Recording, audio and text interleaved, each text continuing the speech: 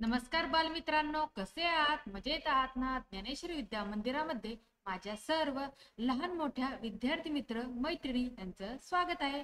आज मी माझ्या विद्यार्थी मित्रांसाठी एक कल्पनात्मक निबंध घेऊन आलेले.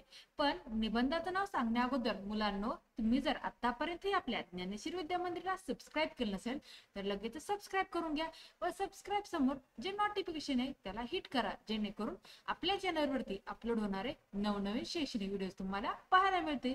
तर आजचा आपला कल्पनात्मक निबंध आहे, मी पंतप्रधान असतो तर. निबंधाचं नाव काय आहे? मी पंतप्रधान असतो तर. खूप छान निबंध आहे. तर हा निबंध शेवटपर्यंत लक्षपूर्वक ऐका आणि निबंध आवडला तर आपल्या मित्र नातेवाईक यांना शेअर करायला विसरू नका. तर चला पाहूयात. मी पंतप्रधान असतो तर. हे सर्वात भव्य स्वप्न आहे जे मला माझे विद्यार्थी जीवन विसरायला लावू शकते. पंतप्रधानांचे कार्यालय इतके दूरचे वाटते की ते सर्वसामान्यांच्या आवाक्या बाहेरचे आहे. भारताची लोकसंख्या 1000 दशलक्षाहून अधिक आहे, त्यामुळे माझी पंतप्रधान होण्याची संधी 1000 दशलक्ष आहे. पंतप्रधान कसा असावा याचा माझा स्वतःचा आदर्श आहे. माझे विचार मांडण्यात काही नुकसान नाही.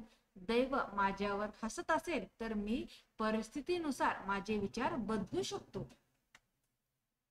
काळा पैसा संपवणे हे माझे पहिले लक्ष्य असेल. जेव्हा मला काही लोक संपत्तीत लोळताना दिसतात आणि काही लोक रस्त्यावर भीक मागताना दिसतात, तेव्हा माझे हृदय विद्रूप होते. हा गांधीजींच्या स्वप्नातील भारत आहे का? काही लोक कर भरत नाहीत आणि पैसे काही गुप्त ठिकाणी साठवून ठेवतात. हा पैसा चुकीच्या कामांसाठी वापरला जातो. आपल्याला तातडीने परकीय चलनाची गरज आहे, पण त्याचा वापर सोने आणि चैनीच्या खरेदीसाठी होत आहे. मी संपूर्ण शिक्षण व्यवस्थाच बदलून टाकेन. आम्ही तरुणांच्या बटालियन तयार करतो, ज्यांच्यासाठी आम्ही नोकरीची व्यवस्था करू शकत नाही.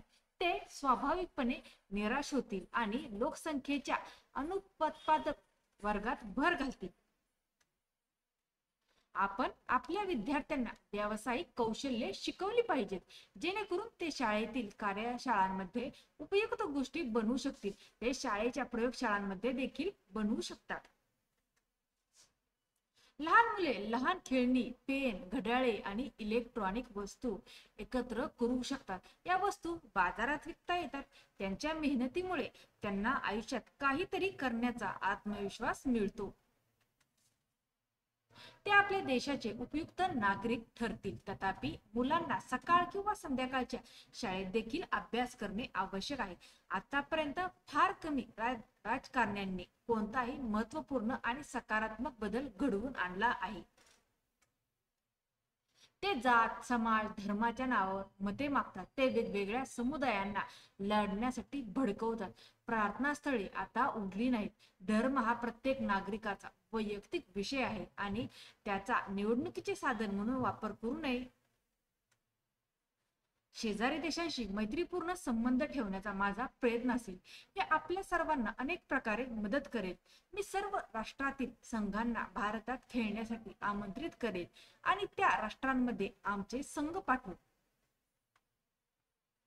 सार्वत्रिक बंधुत्व, शांतता आणि सौहार्दाला प्रोत्साहन देण्यासाठी आम्ही गोळ्यांची नव्हे तर गोळ्यांची देवाणघेवाण करणार आहोत.